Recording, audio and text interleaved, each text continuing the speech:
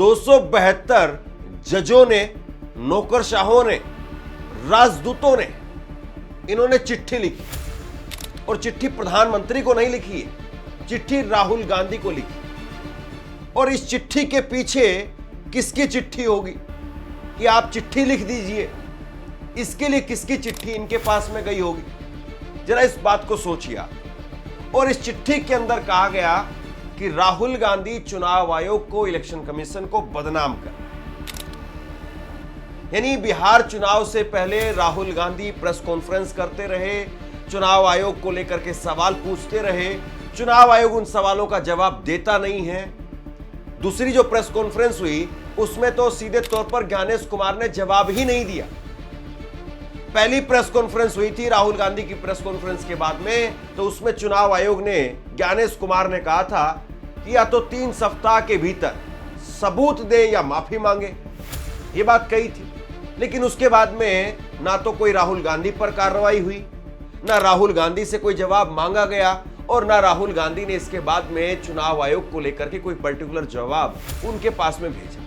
वो press conference खुल करके कहते रहे कि महाराष्ट्र में चोरी हुई है, हरियाणा में चोरी हुई है और बिहार में चोरी होने वाली है। और उसके बाद में चुनाव के नतीजे सामने आ गए, और चुनाव के नतीजों के 4 दिन बाद में चिट्ठी सामने आ गई, वो भी 272। ये लिस्ट देख लीजिए आप, 3 पन्नों की ये लिस्ट मैं आपको दिखा रहा हूं, और इसमें करीब करीब 173 लोगों के नाम हैं जिन्होंने राहुल गांधी को चिट्ठी लिखी।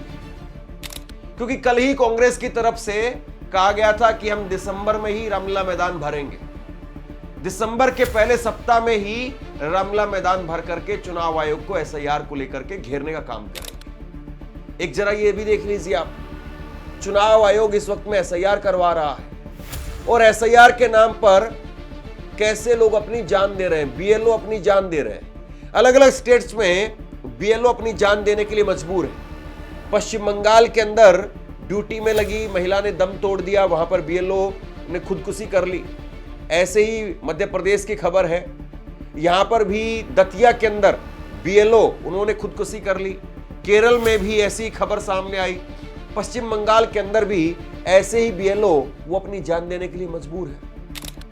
तो ये हो क्या रहा है मतलब, और इसको लेकर के सवाल पूछे जा रहे हैं, तो फिर राहुल गांधी से उल्टा सवाल हो रहा है। राहुल गांधी पर चिट्ठी दागी जा रही है, राहुल गांधी को कहा जा रहा है कि आप चुनाव आयोग को बदनाम क्यों कर रहे हैं।